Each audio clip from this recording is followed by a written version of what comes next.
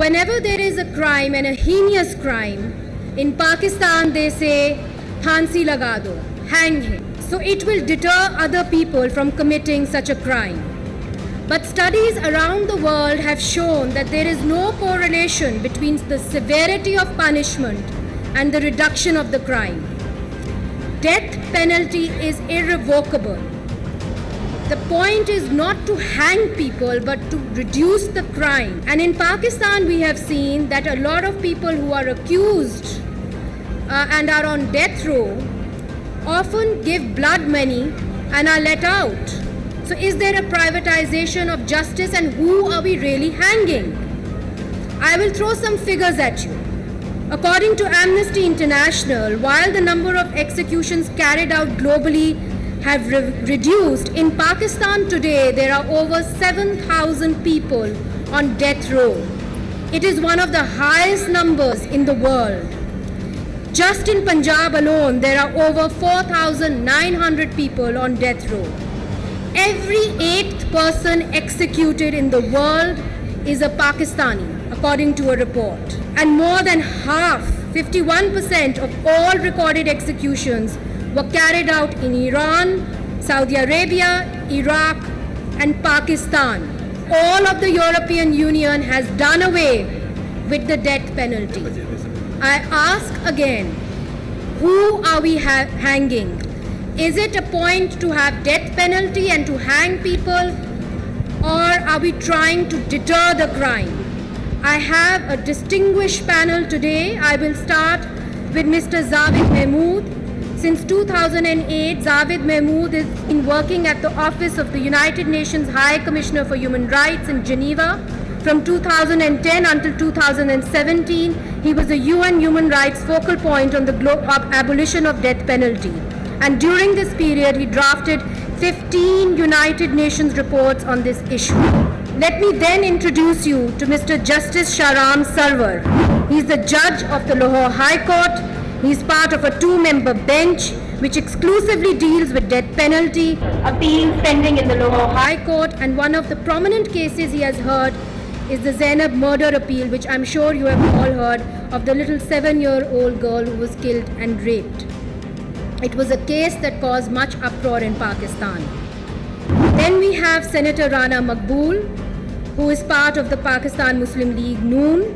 He served in the police on different important positions, including as the police chief of Sindh in 1999.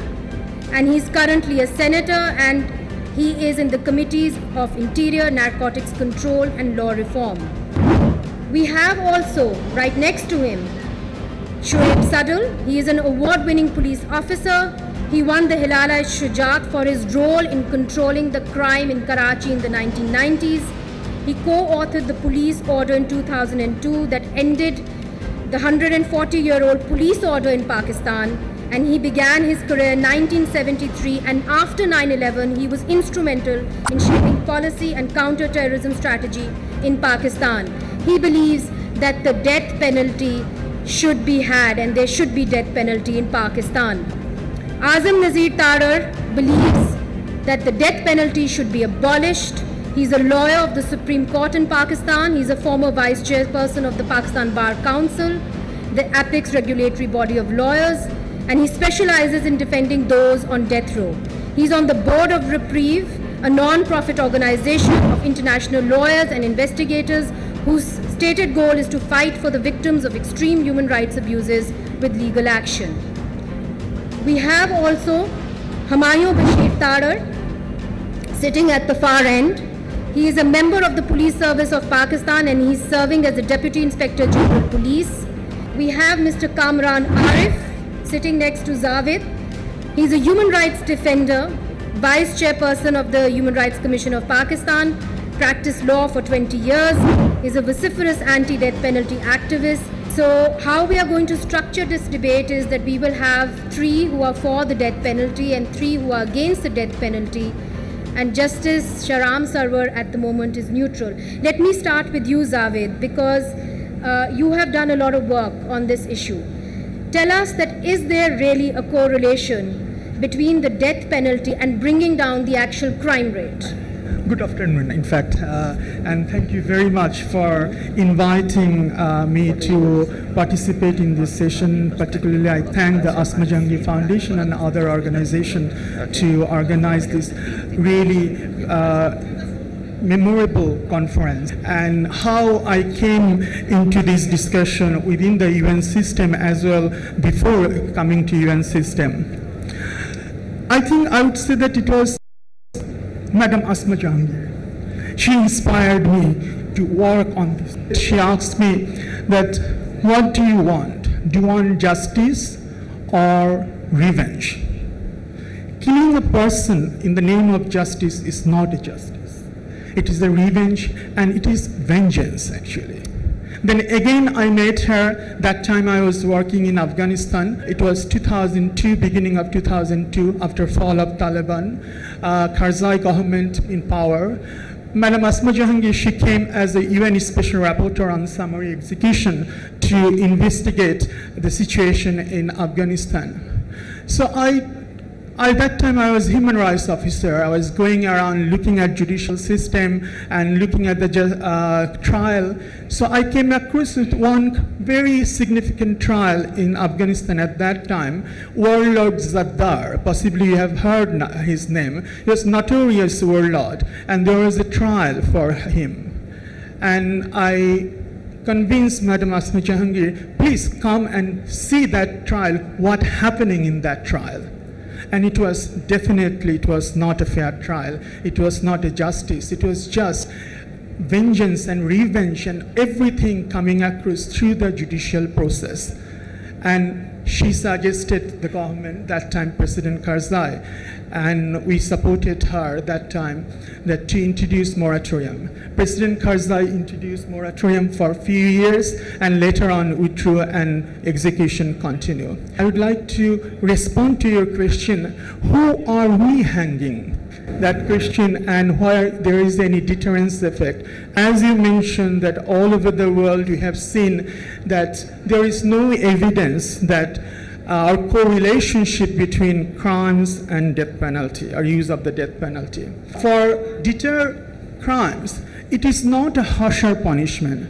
It is using the law and establishing the strong rule of law system and apply the legislation, apply the law, implement the law perfectly and as much as possible humanly. And we have seen another reason I would like to connect with this, the wrongful conviction. As you mentioned, in Pakistan, 7,000 people on death row. Who are they? Do we know their faces? From which background they're coming? Or did they have enough money to get a legal representation? How many of them obtain legal aid from the government official where young lawyer stood for them without having any experience to address this issue? We have seen, I don't know this answer in the context of Pakistan, but we have seen all over the world this is the case. This mostly poor people who doesn't have money, they are being put into the prison with the death sentence hanging on behind them. Traditionally, death penalty was a norm. As I mentioned, 170 countries now. Now abolition is the norm. And thank you so much, Javed, and thank you for sharing your thoughts with us. Mr. Shoaib Sadal, as Javed pointed out, there is a faulty criminal justice system in Pakistan. There is blood money, and we often see the rich pay their way out of murder cases. With no witness protection program. Well, thank you very much, Munizae. First of all, I would like to place on record my appreciation for this event. Thank you.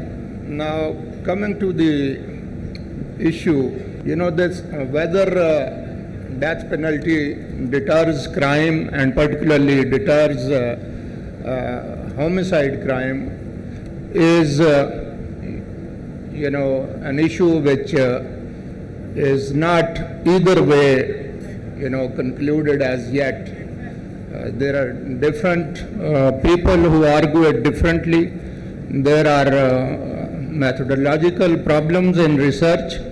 So there is research by very senior professors who say that for every, one, say, execution, there are at least 18, savings. There are others who say up to 3 savings. There are some who say up to 77 savings. I'm not, for death penalty for every crime. So here also, it is not that everyone who is on death row is being executed. For example, drug trafficking offense carries death penalty. Over the last 22 years, there have been 134 convictions, but only 1 execution. You still stand on your point that there should be death penalty and it should not be abolished. There has to be death penalty, but for very, very extreme cases. All right. We already know. All right. We already know that from that list of over 220 All right, so offences. we need to move on. I'm very sorry. I'll have to bring in Mr. Kamran Arif in order to move the debate forward. You are against the death penalty and you have heard Mr. Shoaib Sadhu. Yes, I would like to raise a few points. First, I would like to say that, of course, death penalty is a deterrent. But there is no evidence that it is a greater deterrent than imprisonment for life, especially life in a 5-star prison in Pakistan. So usually when the criminals commit a crime, they are not thinking about the penalty. They think that they will get away with it. So certainty of prosecution is a better deterrent than killing people. I would also like to contest the statistics that were put forward. Death penalty is not the only thing that affects the crimes or the murders in the country. In the wake of the attack on Army Public School, 2 things happened. Death penalty came back, but also there was a drive against illegal weapons. So weapons have a direct correlation to the amount of murders. And the settlement outside the court have also one dimension that we do not usually discuss, and that is honor killings, murder within the family. Whenever there is a murder within the family, more likely than not it will be forgiven. So fewer sisters have killed their brothers, a lot more brothers have killed their sisters, and the parents who are in a position to decide, they can't. So obviously, the impunity for honor killings has sort of increased in that respect. When we talk about death penalty, we are basically essentially discussing 2 questions. First is, should we have death penalty at all, which goes to the question of sanctity of life. How much premium do we place on life? Since Pakistan has been in a sort of near hot conflict since 1978 or 79, we are placing less and less premium on life. Life almost has no value in Pakistan. And one of the ways of fighting militancy, of bringing rule of back to Pakistan, would be to restore the sanctity that we place on life. Now, for every solution, from corruption down to electricity breakdowns, someone will suggest that this can be corrected with the death penalty. It doesn't. The second issue for me is more important, and that is, are we very sure we are hanging a person who actually has committed the murder? Now that is a very big question. That for me is the most important question. That is what this is about. It's a question that goes to the heart of the issue of fair trial, of legal aid, of legal representation, of honest investigations. I'll just give one example from another jurisdiction, and that is UK. In 1952 or 53, I don't know, maybe someone can correct me. The people of Britain found out that they had executed an innocent man, and the death penalty was abolished. Pakistan has not done so. A few months ago, we found out that the Supreme Court acquitted 2 people who had earlier been executed. So we have executed 2 brothers of the same family who were actually innocent. The Supreme Court found them innocent. The terrorist courts are giving death sentences, the military courts are giving away death sentences. We will never know, there is no judicial review proper. We will never know who we are hanging. How much faith do we have in the police? Are they recording the murders correctly? How much people come forward to give evidence? Why are 90% of the witnesses in murder cases very closely related to the victim? Is there legal aid? What is the state of our courts? Is there victim protection? So all these questions add up. The poorest of the poor get the death penalty, or someone who's up against the very powerful or comparatively powerful, they are getting the death penalty. So we are in favor of death penalty. We legally allow the powerful and the rich to get away with death penalty. It is very improper for a country like Pakistan to stick to the death penalty. Thank you. Humayun Tarar Saab, you are a serving police officer. You heard Mr. Kamran Arif, and let me also quote you a case from the Pakistan Supreme Court on July 26, 2006, when it was reported that Malik Taj Muhammad was actually freed by the Supreme Court. He was declared innocent because he was detained for 3 years for the murder of Malkani Bibi. Malkani Bibi was somebody who was already in jail over a property dispute. They found out that she was in jail. She was languishing in jails for many years, and he was accused of her murder. So in Pakistan, I've just given you one example, but there are various cases of where innocent people, due to a property dispute, have been serving a jail sentence and have been on the death row, and it has been discovered that the person that they have supposed to have been murdered is still alive.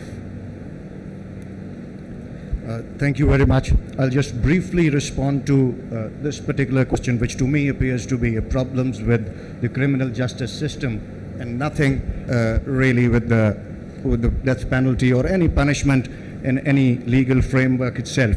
So yes, I agree, if there are problems in the criminal justice system, we need to have improvements in that, have better investigations, have better prosecution, so that the judges can give better sentences and can avoid this, we can avoid this problem of sentencing the innocents.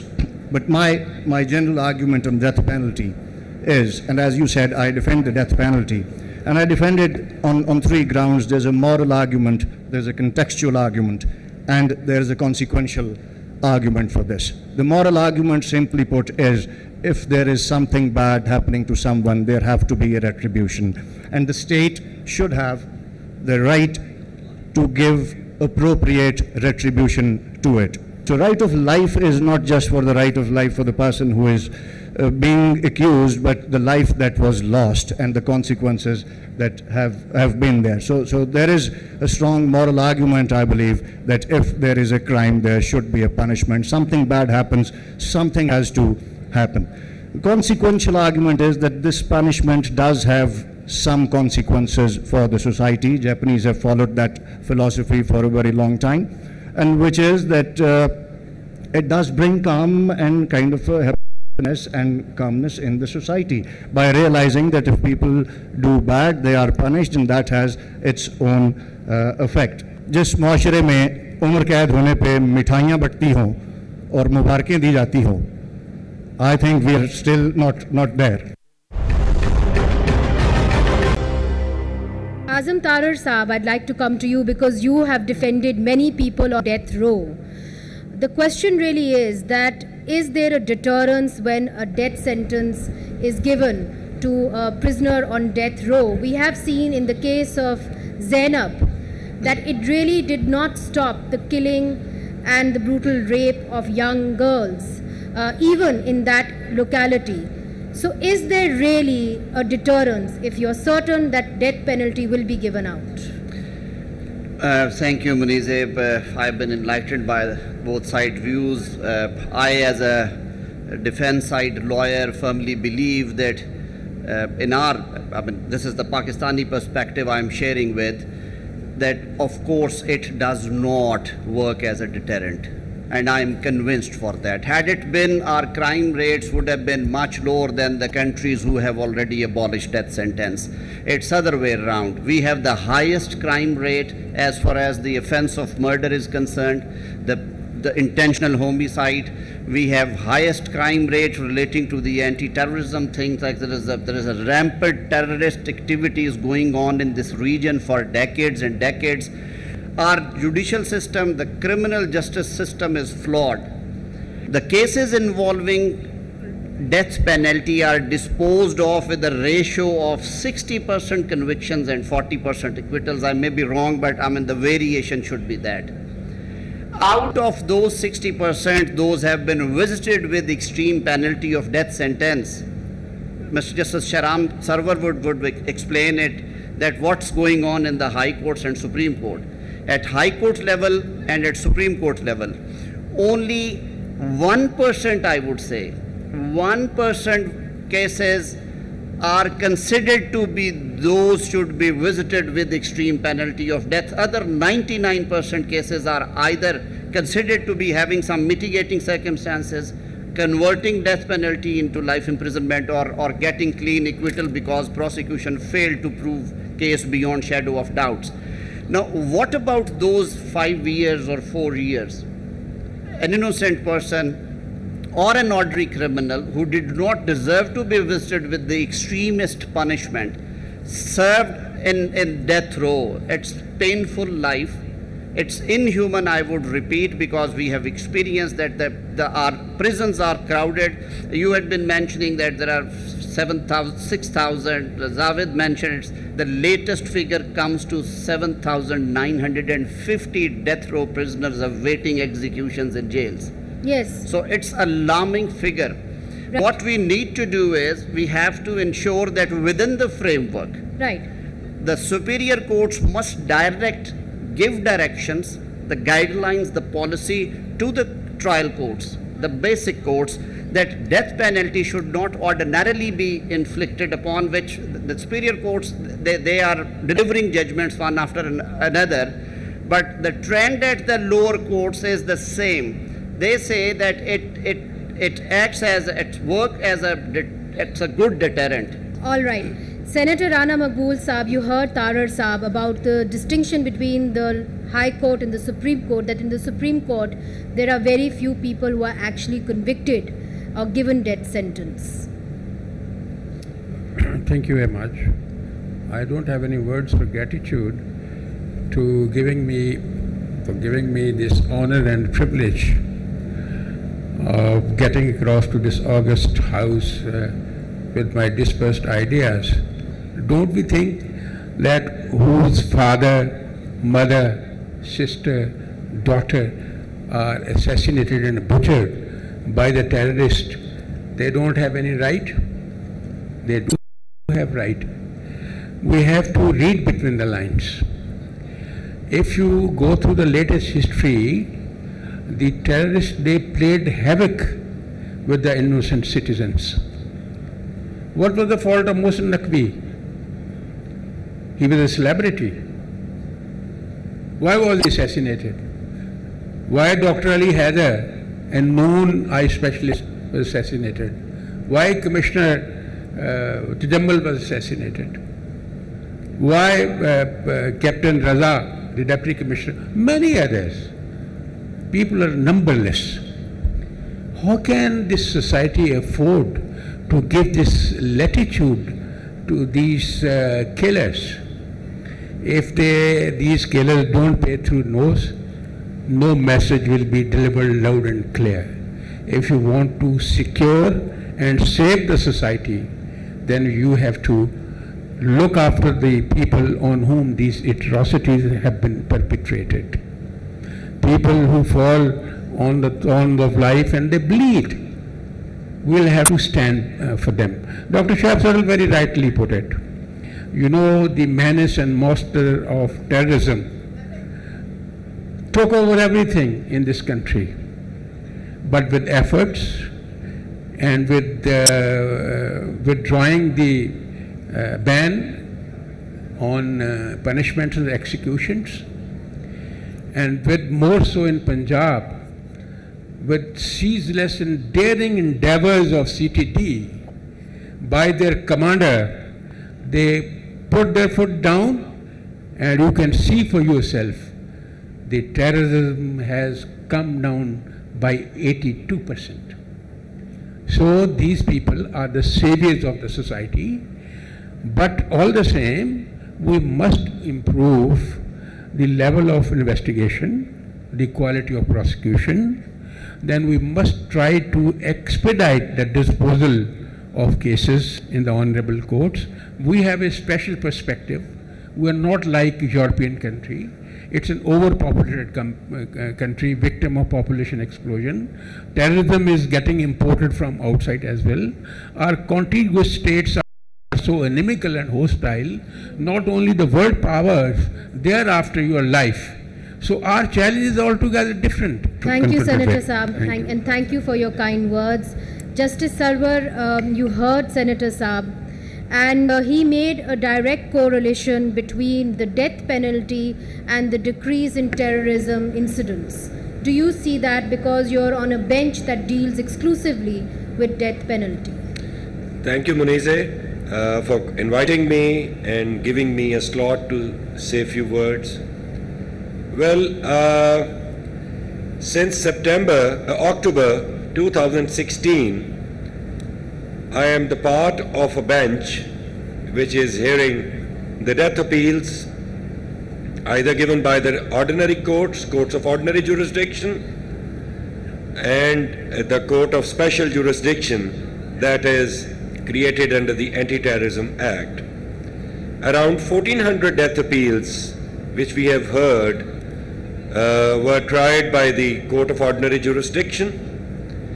And let me be very clear in saying so, that we have directions. Needless to say that we are the courts of law, not the courts of justice. We have to treat these appeals with extreme care and caution. Not only that a life of an accused is involved, but the family of the effective family of a deceased. And I have no hesitation in saying that we have only confirmed 7 death sentences out of 1400, which we decided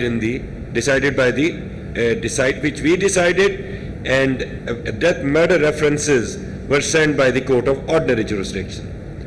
So far as certain, as you have already pointed out, so far as certain cases which were tried by special courts are concerned. For example, it was Zainab's case. For example, it was a case pertaining to a blast and attack on a place in Model Town where there was a worship place for a sect where so many people died, and we were so shocked to see that almost all the injured PWs have left this country due to fear of the terrorism. And we have decided the case of a blast in Faisalabad, that 1122 center, that emergency center. We confirmed the death there too. So what I feel, as now I am having a responsibility of a judge of high court, what I feel that whenever I have to decide a death appeal, although with extra care and caution, I have to follow the dictum laid by the Honorable Supreme Court of Pakistan, where yes, there is a framework of mitigating circumstances, where there is a framework for the acquittal of the cases. And I tell you, needless to say that there was this, in our constitution, it's written that nothing repugnant to Islam. There is a concept of deterrence as it is written in the topic, and there is a concept of fasad fil arz in Islam. So we have to see all the aspects while deciding the cases. Right. Thank you, Justice Saab. Before we open the floor for questions, I have a question for you, Javed, because you have looked at other regions, other countries also. Is there a direct relation between terrorism and the decline of terrorist incidents and the death penalty? I would like to give one example from Rwanda. After the genocide, Rwanda abolished death penalty within 1 year. And I came across to one woman, brave woman. She was victim of genocide in a sense that she lost 18 members of her family. But in 1994, she was campaigning for abolition of death penalty. I had a chance to talk with her, and I asked her, why you are a victim? Why you are doing that? He responded that death penalty, executing someone for my family members, it will not give me peace, it will not give me. We did our own research in Iraq with regard to use of death penalty for terrorism cases. In that report we showed that there is no correlation that use of death penalty or increasing or reduction of terrorism cases. 4 years' time, the time we researched, we found that the execution rate in Iraq increased. At the same time, terrorism increased. Suicide bombings per se by their definition cannot decrease with death penalty because the terrorist himself gets killed. There are two things you cannot scare a terrorist with. One is torture and the other is death penalty. I don't think they come there to die, so there are other ways of dealing with terrorism, not that. The decrease that we have seen after APS was not because of the death penalty, it was because we took away the sanctuary of the terrorists, Waziristan, away from them. So they could not train the terrorists, they could not plan them, and therefore there was a drop in terrorism. We should have gone to Waziristan first. We shouldn't hand territory over to the terrorists. We shouldn't have peace deals with the terrorists. That of course everyone agrees that innocents should not be hanged. And the only way to ensure that no innocent person is hanged is to abolish death penalty. There is no other way. Thank you. Humayun Tarar Sahab, would you like to give your concluding remarks? Just a minute, please. It would have to be put in a context, and as Mr. Shuaib Sadul and Rana Maqbool Sahab also put it, we are kind of in a very different situation. So don't blame the penalty of the kind of punishment that is there in the law. It's legal, it's in the law. But look at your criminal justice system and do corrections there which are required to ensure that no innocent person is punished. It is there. Don't go to the punishment. And then we cannot divorce our context completely. We are an Islamic republic. Our laws have to be in conformity with Islam, and there is a provision which cannot go away. Thank you. Senator Rana Sahab, your concluding remarks, please. Therefore, it's to be reconsidered that this life imprisonment or half of a life imprisonment or 5 years imprisonment cannot be a replacement for biological end of a criminal.